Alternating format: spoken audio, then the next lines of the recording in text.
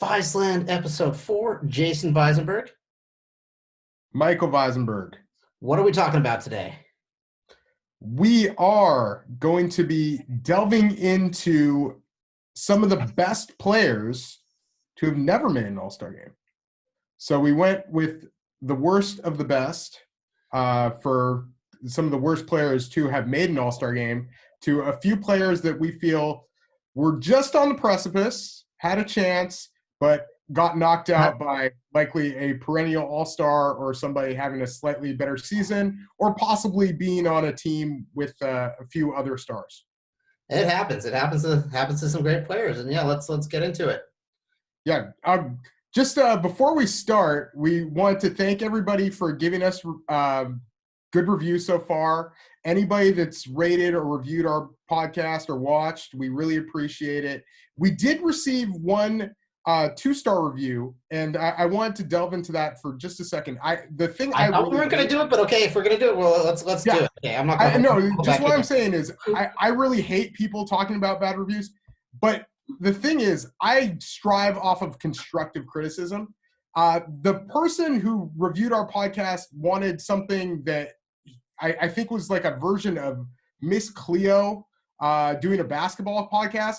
And if you find something where you find whatever it is you're looking for before you even know it, show us the way. We would love to be that or find that. Right now, I love a lot of podcasts, but none of them have necessarily read my mind. So yeah, that's just some food for thought. Once we get going, we get the R&D going, maybe we can think about it. But any of those kind of things, you can always email us at viselandpod.com and you... Yeah, absolutely. viselandpod@gmail.com, and we will take a look at that. Yeah, and the other thing is, I know we've joked about not taking suggestions. We're very open. We're insanely open. Yeah, we love constructive criticism, but very much appreciate everybody who's listened.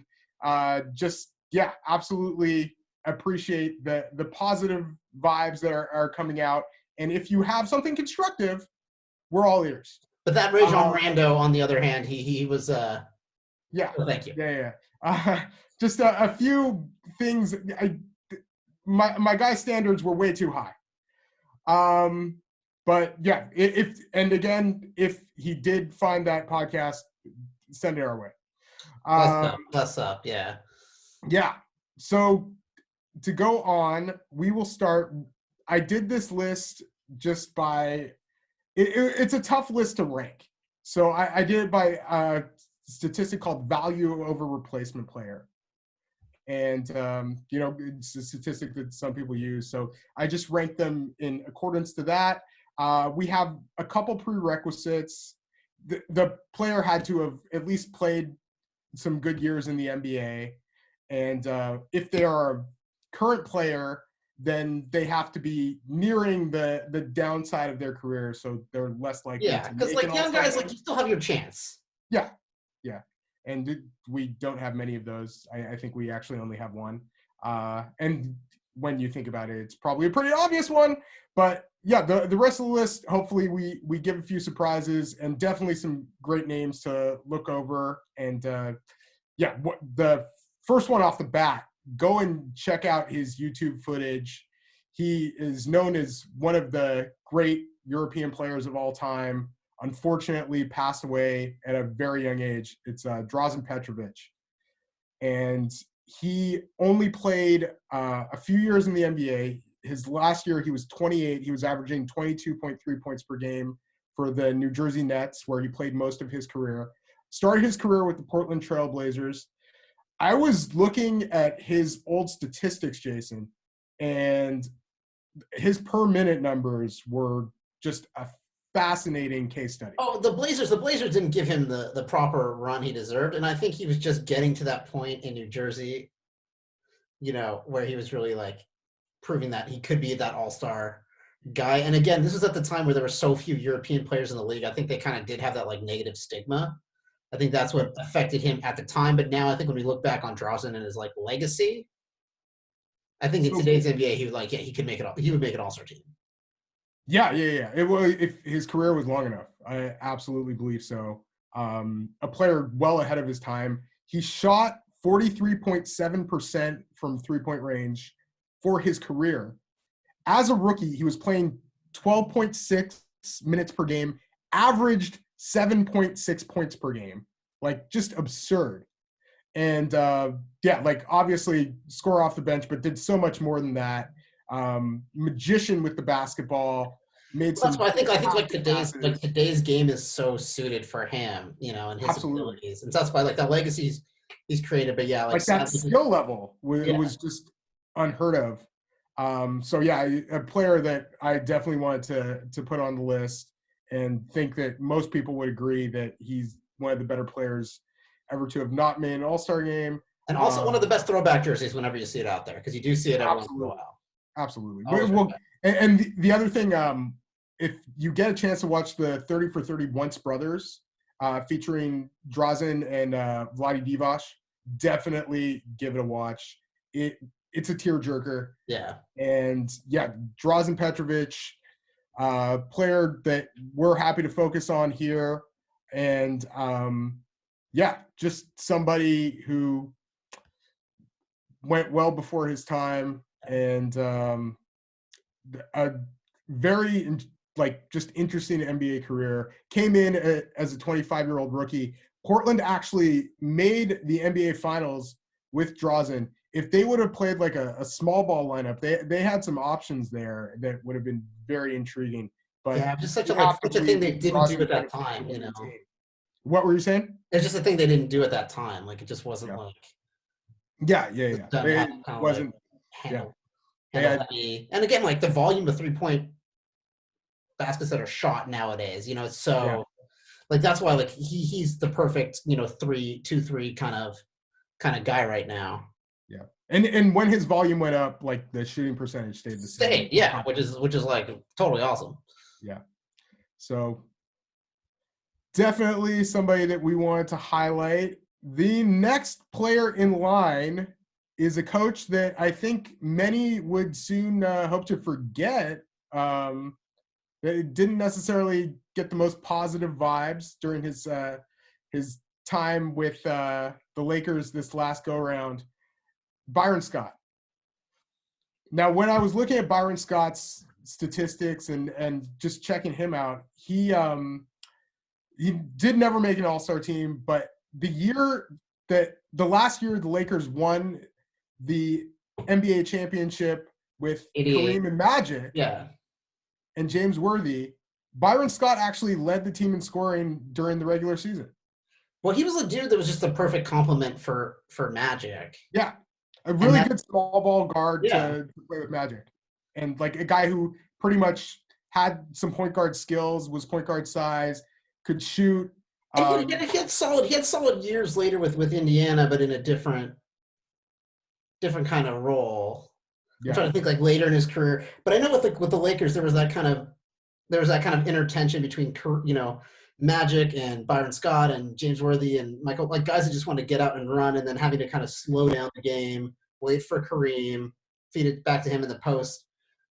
I know that was definitely a controversial thing at that time, because paying respect to Kareem later in his career versus doing what Magic was best at, which was just running the ball. But yeah, Byron Scott was just one of those really good players, but yeah, just never had that extra leap. And I think he benefited a lot from being on the Lakers back then too, with Magic. Oh, absolutely. He was making a lot of guys on the I'm sure that the system is probably one of the main reasons I have him on this list.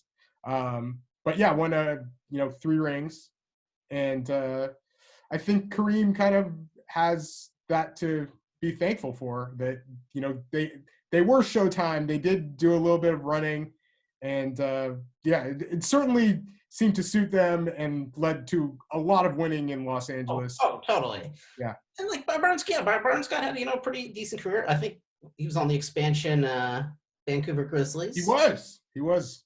Which I don't know if that's an honor or just a statement of fact, but BJ Armstrong was supposed to be on the Raptors, and they traded him for like 700 gold. Yeah, 6 players and very little who made an impact, but 6 of them. Yeah. So this next player, I believe if he's not the only Finals MVP to have never made an All-Star team. He's at least one of them. But he did win a Finals MVP.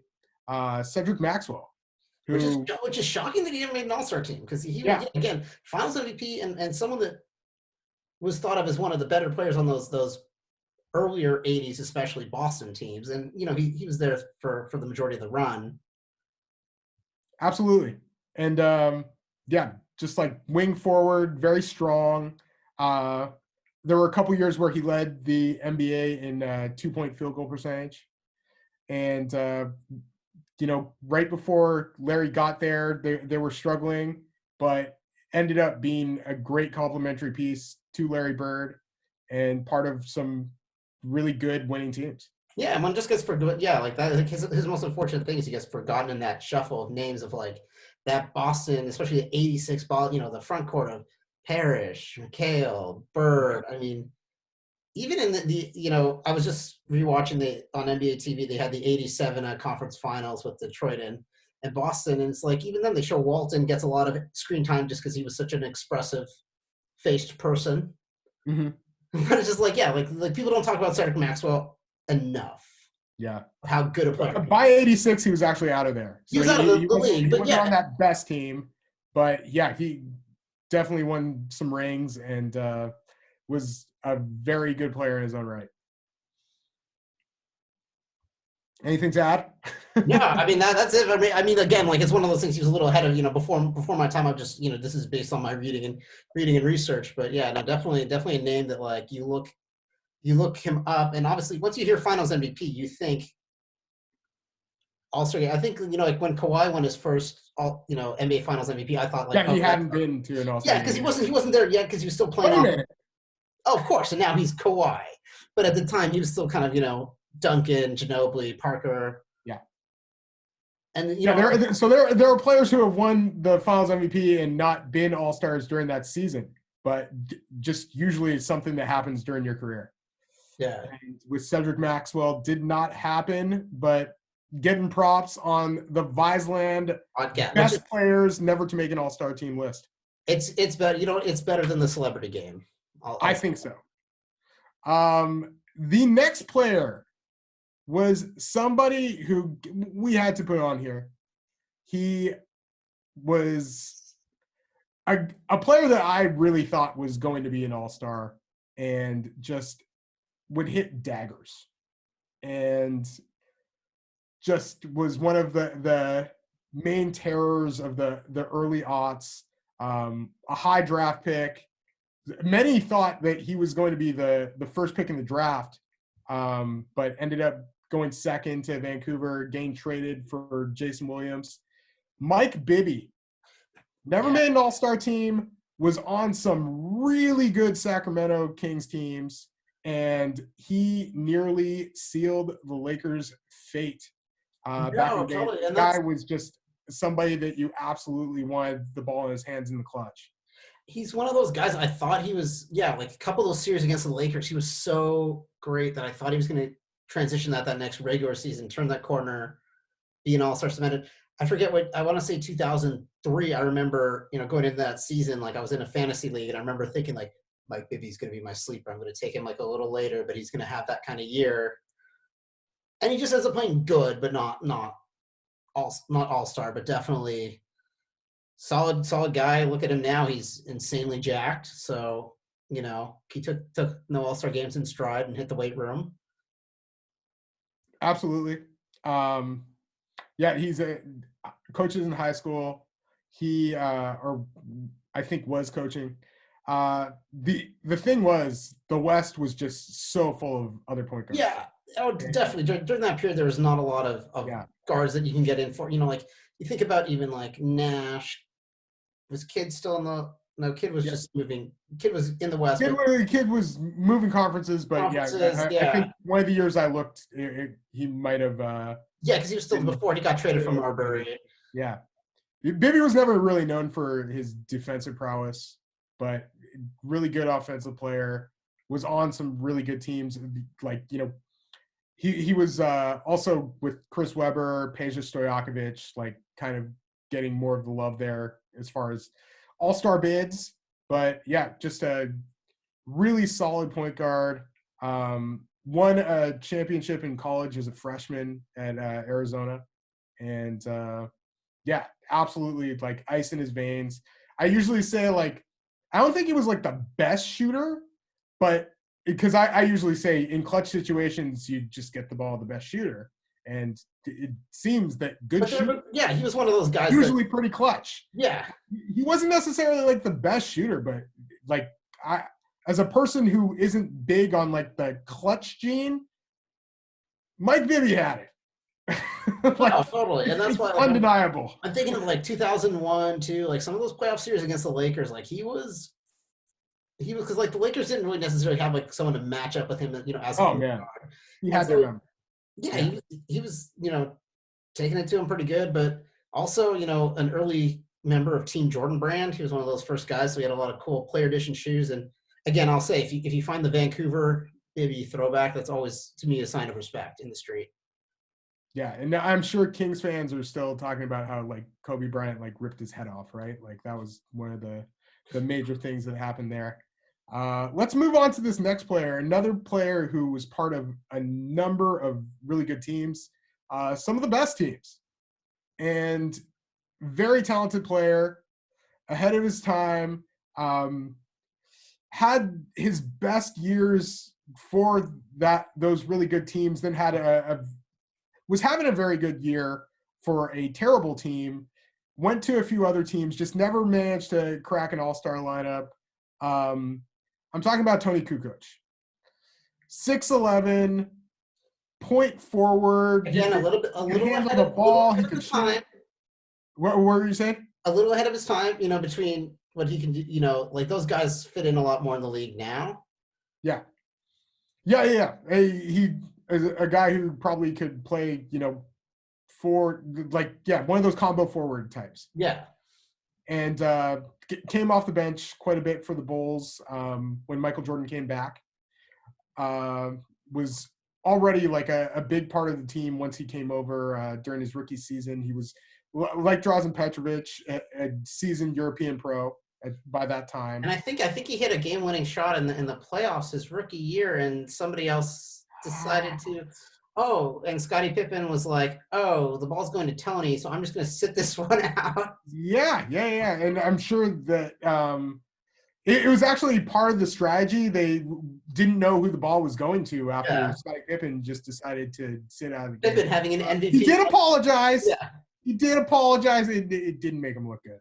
Still to this day, you're like, you could have just stood in the corner. I mean, like, if Scottie was like praying for him to like miss the shot, to be like a Totoso, fucking a Totoso. But you look at that, you look back at that play too, and it's like they lob it in perfectly. Tony gets like the perfect amount of spacing, hits the shot. It's like, yeah, that's why Phil was Phil, and that's why Tony was Tony. Like, let people do their jobs. Yeah. You can't really say anything. Phil Jackson got it right. Scottie should have been a decoy on the floor, instead just left him on the bench. It was, I think maybe even Phil Jackson was playing mind games. Yeah. Like, this is really how we're going to win. I'm going to make Pippen mad enough to sit this one out. And then they're all going to be like, who's the ball going to? Scottie's not on the floor. Yeah, no, that's my wonder. It's like, were they looking at it like, why is he not on the floor? He's having a great game and a great year. Like, this is insane. Their minds were elsewhere. Something must be happening. But no, Tony Kukoc, like, just the kind of thing for All-Star. It's like Eastern Conference, was pretty forward heavy. And again, like, he's the fourth fiddle on those Bulls teams, after Jordan, Pippen, Rodman. And even Rodman, I'm not sure if Rodman made every All-Star team in Chicago. I'm not sure Rodman made an All-Star team in Chicago. That's just what I'm looking up now. And because I know he had it, like in Detroit, he had a couple.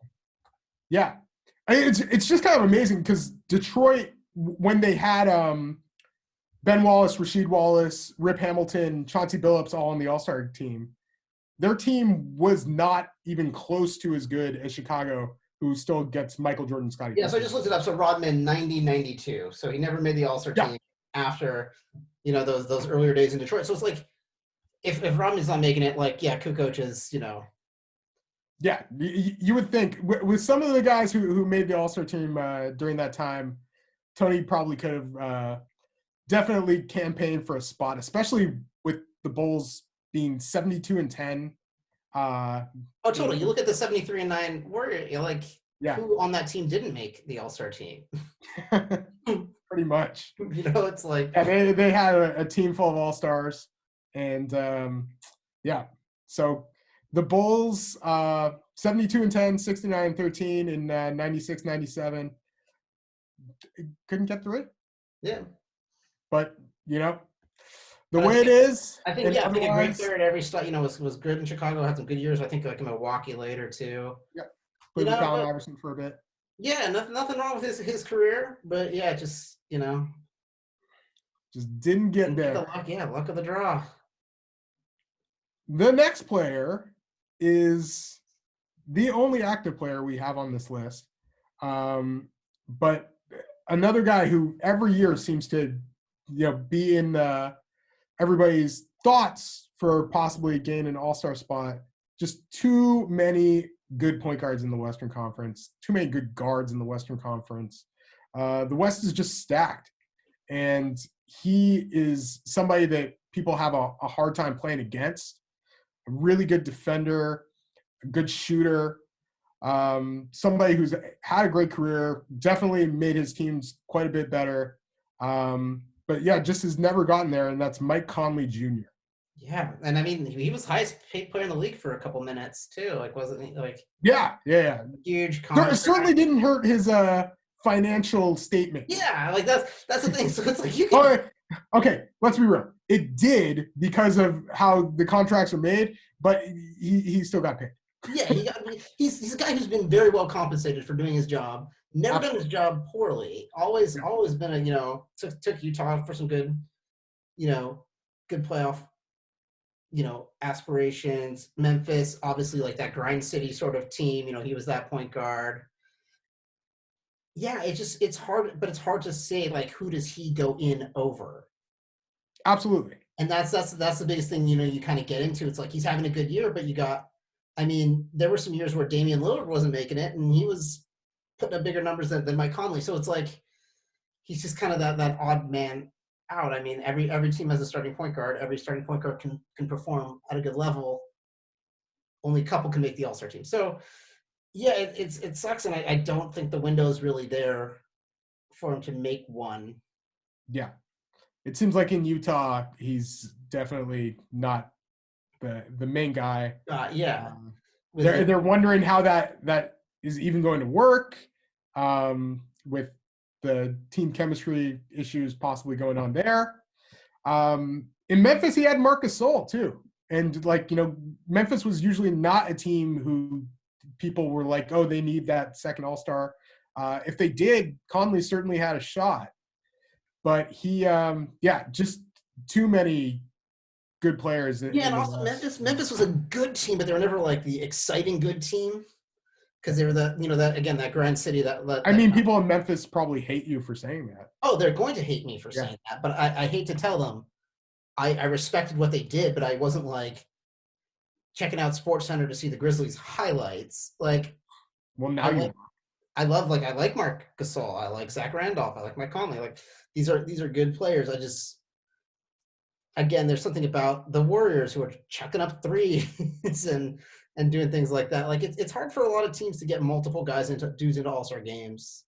So you're saying you want like 7 Warriors on the All-Star team? I don't, but I think that's what happened. I mean, you look back to the history of the NBA. I mean, you look at that year the Lakers had the 4 All-Stars when it was Nick Van Exel, Eddie Jones, Kobe Bryant, Shaq, and it's like Kobe wasn't even got voted in. Yeah, Kobe wasn't even starting for the Lakers and wasn't at that level yet. Like Van Exel, it's like again that's also kind of a little on the fringe. Yeah, and so it's like. But they were a good team. They were a good team. They weren't like that wasn't like their best Bulls or 2016 Warriors good. Yeah. But. They were a fun team that fans like to see, and that's why it was a television that's the team you watch on Sundays. But yeah, I like Mike Conley, and again he's gonna end his career, and he ended up his career with being the best of those Ohio State guys.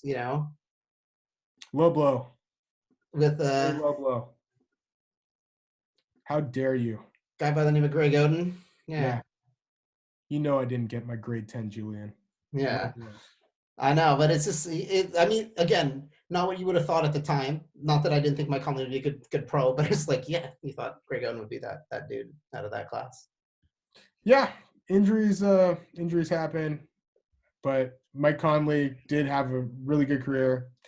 Probably not going to make an All-Star team. There have been players that have made it like later on, like two that come to mind: Anthony Mason, Sam Cassell, made their lone All-Star teams like into their mid-30s, but Yeah, it gets hard. I just think probably not happening. yeah, Western Conference guard. I Got think you've is got a different point guard in the Western Conference for his team that he used to play for, who will probably make yeah, it. like Jaws coming on like crazy. It's like I just think like point guards, Western Conference, super tough to kind of like eke out that spot.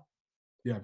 So this player actually scored his most points during his rookie season, but he certainly got better as a player as time went on. He was one of the better defenders, had a great run where he helped a team to the NBA Finals, and is probably the lone like guy who you truly would define as like a center or big man on the list. I went with Marcus Camby just because he had a high value over replacement player, and had some of those seasons where he was just playing fantastic defense. No, totally. Made a huge impact in winning. And definitely somebody who I always viewed as like a role guy, and is not like, one of those huge snubs or anything like that, but certainly somebody who was in the running for the All-Star team. And maybe if people would have looked at their big men a little bit differently, would have had a chance to make it. No, yeah, he's a guy, he was picked up, right after Allen Iverson, number 2. Yeah. He kind of like his career was like good, not great, but he had like, on Denver, he had a few years where like defensively was playing great. And then, yeah, like I can't think of any teams he wasn't on, but I know he was like, yeah, Houston, Clippers, Blazers, amongst the Raptors, Denver. It's like he played for a lot of teams, but yeah, he was a very, especially later in his career, he fit that role of that great defensive center. Yeah, and if the 96 draft was so stacked, and if you do a redraft, he goes much lower, but he was still a very good, like, no, oh, totally. Still quite a valuable player. The Raptors definitely blew it up by like drafting Kobe Bryant or like Steve Nash or something, but But again, Marcus Camby still yeah, good. Was 99% the 2007 Defensive Player of the Year, and one of the premier rim protectors, shot blockers, and just versatile defenders in the league. A good rebounder, always known as kind of being injury prone and a little skinny, but he had a long career. He put together some great years. What were you saying? He had a long career, for someone he did have his injury issues, but he had a super long career. Yeah. And just again, defense specialist versus like two-way big. He kind of had like a weird shooting form. Like he kind of had like that overhead shooting thing that was a little hitchy. Yeah. It didn't look pretty, but it was still a weapon. No, it's still like, again, like because in college he was the man. In the NBA, he never like got to assume that role as that go-to guy. But again, he helped a lot of teams during his career. So yeah, I'm not shocked that he's never made an All-Star team, but he was like very close. I'm going to go with our next selection, and this player was very fun. Filled up a stat sheet.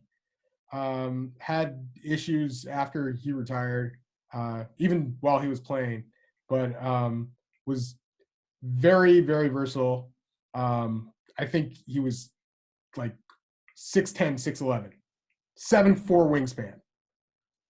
Handles like New York handles. Great passer, terror out in transition, and was a good rebounder as well. So when he was on the floor, he was giving you something on both ends. Lamar Odom, who won a couple championships and was a crucial part of that Lakers team, was on some good Miami Heat teams as well, was at least fun with the Los Angeles Clippers. He is somebody who I think during a couple of those years would have had a chance to make an all-star team, just never did.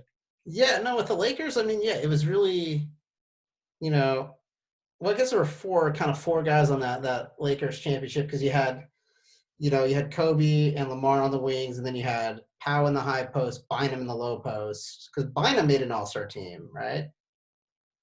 Yeah. Yeah, so it's hard to get that fourth guy there. I think Lamar did because it was kind of a jack of a lot of trades match. Bottom made one, and I think it was after they had won both their championships. But he was one of the better. He was one of the better centers briefly, very briefly. But like he was a great, especially the way he played off of Powell. But Lamar was like a jack of a lot of trades, but really didn't master. Like he wasn't like killer instinct. No Mamba mentality, basically. Like I think he was good. I never thought like he could have been better. Yeah, I think a lot of people felt like he could have been more aggressive.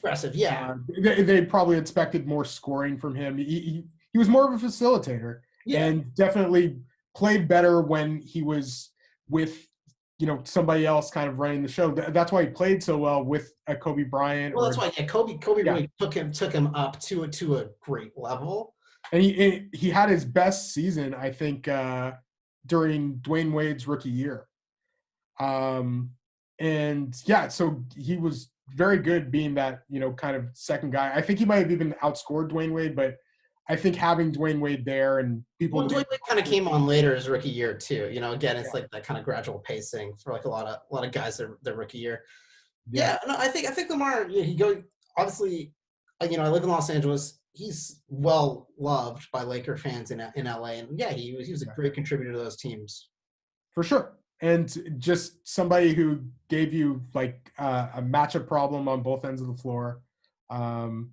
Yeah, he was definitely like a big part of those Lakers championship teams, and very fun player to watch. Oh, totally.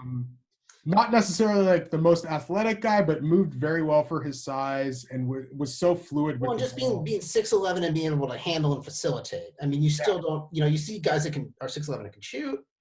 You don't see as many that can, really kind of, be that kind of point forward, which is like what everyone's kind of looks for, or a lot of 6'11" guys say they are, but really aren't. Yeah, and what I was looking, or the first time I saw Lamar Odom, I had heard so much about him in Slam magazine, and I think he was on the cover even before he was in the NBA. I was watching the McDonald's All-American game. I was so happy we got it in Canada because we rarely got cool basketball stuff. But I remember one play, he's inbounding the ball. There was nobody facing him while he was doing it. He just threw it off their back and scored. And I thought that was clever. I think he almost had like maybe a triple-double, or at least almost had a double-double with points and assists.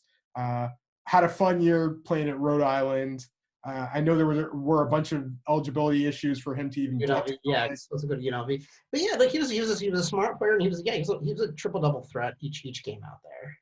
Yeah, and I thought he seriously was in contention for that top pick. Like if there was a draft where it was close to as open as it is this year, it might have been 99. And they were talking about a few guys there. Elton Brand was likely the favorite, but the Bulls were interested in Steve Francis. The Bulls were talking with Lamar Odom. Baron Davis ended up going third pick. If you do a redraft, Odom likely goes lower as well, but still had a very, very solid career. Had a great career, and he's got those 2 rings. So yes, indeed. This guy has a famous rap song that ends with his name. And can you guess who it is? I'm guessing it's a Wu-Tang song. Oh my God. And I'm guessing Terrible. it's Rod Strickland in the last lyric of Triumph by the Wu-Tang Clan. Dickman guaranteed made him jump like Rod Rod Strickland. Strickland. Yeah, Thank you, Raekwon the Chef. Thank you for our lives. he was one of those Um, guys. I remember when he was on the Blazers too. He was the dude on the Blazers. yeah, another New York guy Yeah, in theme with Lamar Odom. yeah. No, Um, just the New York point guard. yeah. Now he's repping for the G League Working and for the man. doing a very good job there. But he had some really, really solid years and was like the kind of classic point guard that you think of. Yeah, I think of Washington. Yeah. I think the Blazers, his last couple of years with the Blazers were two of his best seasons. You look at those All-Star teams, and it's hard to take somebody off and put Rod Strickland on. But also the Blazers were getting kind of lambasted out of the first round at that point. Yeah, and they were kind of a laughing, or that's when that media image shift of the Blazers in the community was also changing. Which was pure bullshit. But in hindsight, yes. But at the time, it was like, obviously, we lived and died that's by when Fox News got a hold of the Blazers. Blazers. Yeah. But Rod had some great years. Averaged a double-double when he was with Washington. He had an 98 All NBA second team. It's interesting. You get up to that level, like All NBA second team, but you're not making the All-Star team. Like, goddamn, that's a tough. Yeah. How does that happen? Yeah, like you think about it in theory, you're like, oh well, each team is 5 players. Second team would be the top 10 player. I know it doesn't exactly work like that, but you're just doing rough math in your head, and you're like, well, the All-Star team is 24 guys. Damn, they usually go by position too. Yeah. Man, maybe I did look at it wrong. Jeez. No, he had some really good. Again, like he and I think who was. How was that? What was the record that year? 42-40. But man, he was numbers wise that year. He was. So he led the league in assists. Yeah, led the league in assists. I mean, that's 17.8, 10.5. I feel like his time with the Blazers, he had 18.7, 9.6 last year, 18.9, 8.8 the year before. Didn't play the whole season. With Washington, his first 2 years, he played closer to a full season. But yeah, making the All NBA second team, probably cooler than making an All-Star team. All-Star team, yeah. No, totally. Because there's a lot of All-Stars in the NBA second team. Yeah. So yeah, Rod Strickland's definitely very dope point guard. Somebody that you should look at on YouTube highlights. And if you get the chance to go back and watch one of his old games, check it out. Or listen to Triumph by Wu-Tang Clan as well. But also someone I thought was on the up and up as a coach, college coach too, but now he's working the G League. But yeah, he was one of Cal's assistants at Kentucky. Mm-hmm. Played for DePaul, and he's around right now. And we are at our last choice of our top 10 players to never make an NBA All-Star team. The horror, I am shattered at some of these players being left off the All-Star team. This player, known for his knee-high socks, Jason Terry, which is another rap lyric by Sean Price. He was, when the Dallas Mavericks won the 2011 NBA championship, I just remember this guy just being, or 2000, sorry. It was 2011 NBA championship. He was an absolute thorn in the side of the Miami Heat. Totally. Was on the team that got to the finals as well, but finally had a ring of his own. Arizona guard. You could classify him as a combo. Great shooter, but could do a little more than that. And the reason his numbers probably didn't pop off as much as one would think is he was usually on good teams. And in the case of Dallas, you had Dirk Nowitzki. He was that, yeah, he was that sixth man for those Dallas teams. Like he was that guy off the bench. Yeah. And again, if he was on your team, you loved him. If he wasn't, you hated. Like he was just a very dead-eyed shooter that would really hit you where it hurt. Putting numbers on the board fast. Jason Terry is the last player on our team, the player with the highest value over replacement player for the players I selected as the 10 best players never to make an All-Star team. Yeah, and he got sixth man of the year in 2009. Yep. So he got some accolades, but yeah, just playing on the Dallas team.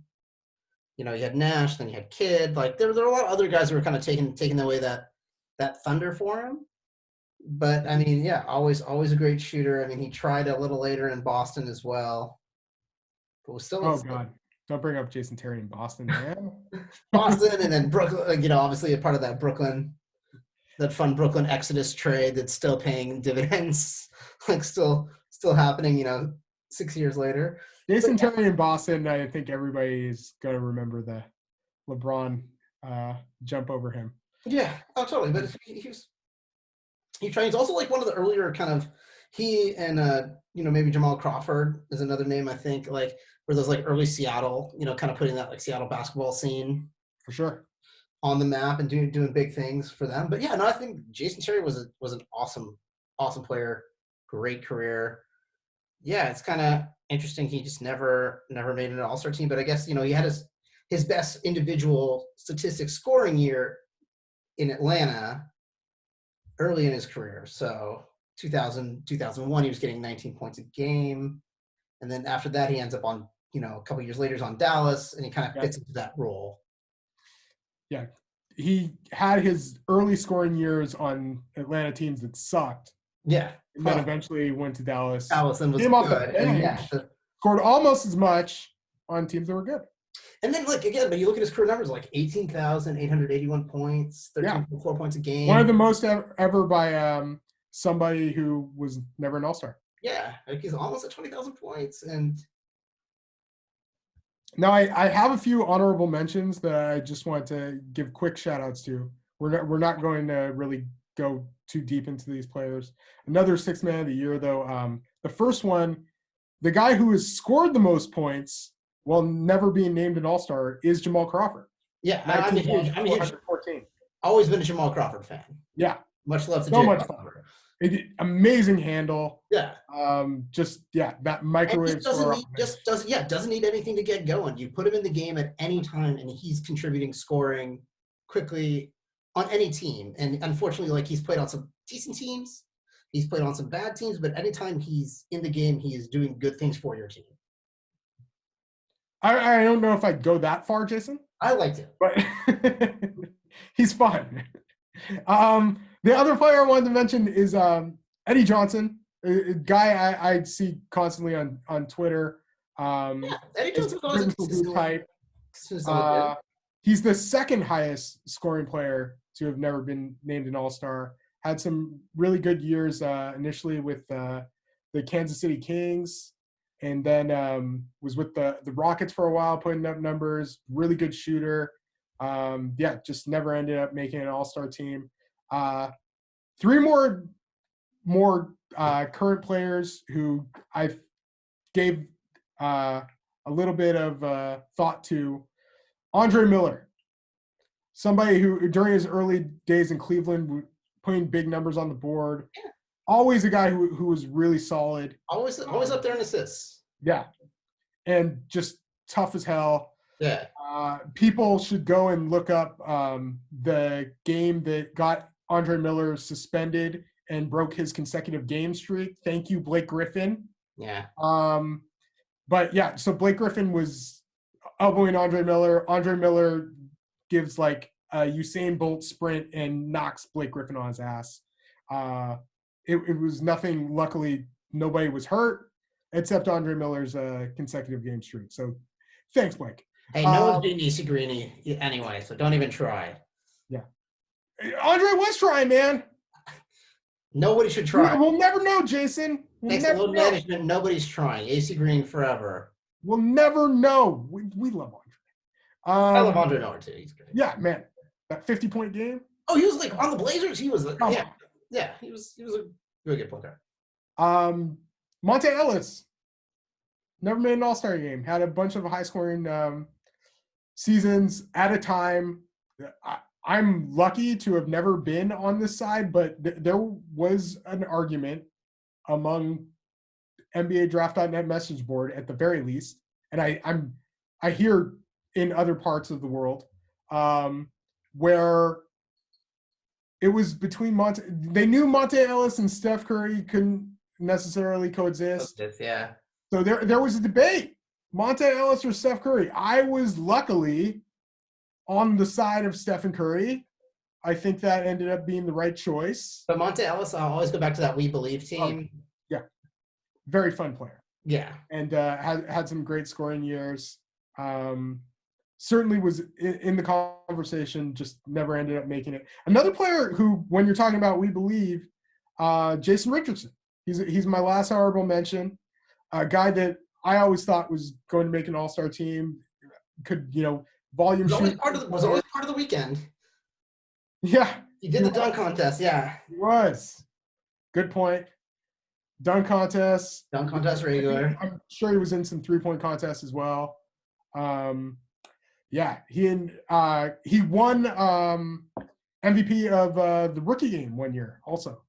It was he and Gilbert Arenas, I think, in back-to-back years. Okay, because Gilbert Arenas with the face, throwing off Carlos Boozer's head, and yeah, he could have. Jason Richardson was somebody who I always felt was in contention, or at least would have had a chance.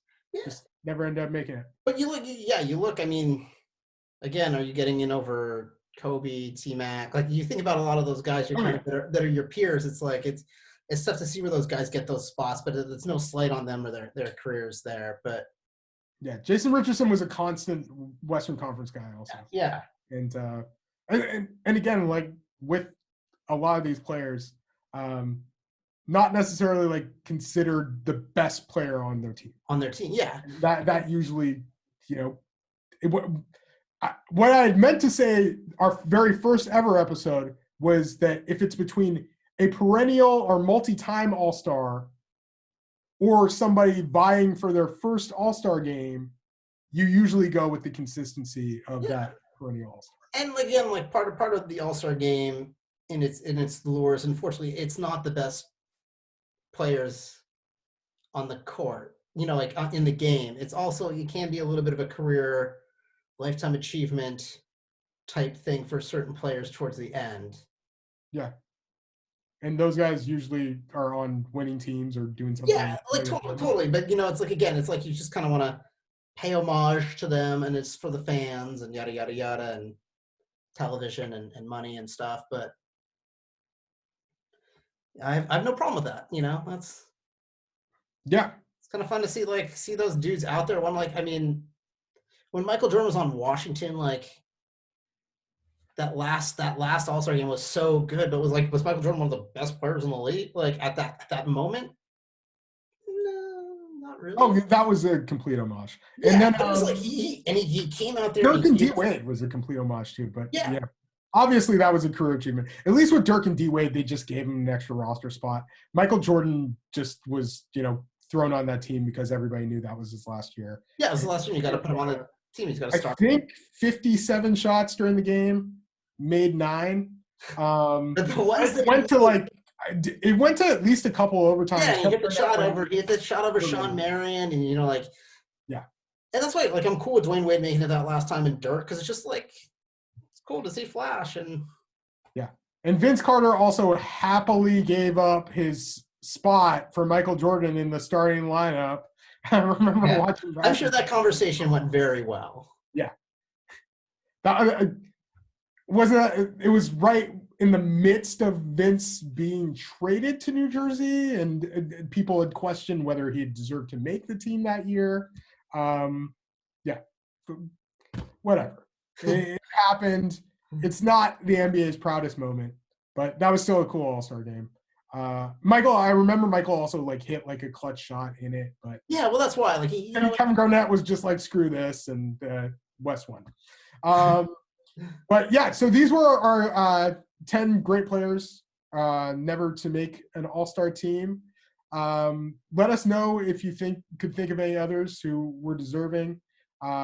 Again, we're not using like younger guys, so yeah, like a lot of younger guys, like they still have that time in their career like that. to make that happen. So don't call us out on someone like we did put John Morant on this list. It's like, well, because he's a rookie. Zion is a rookie. Like, exactly.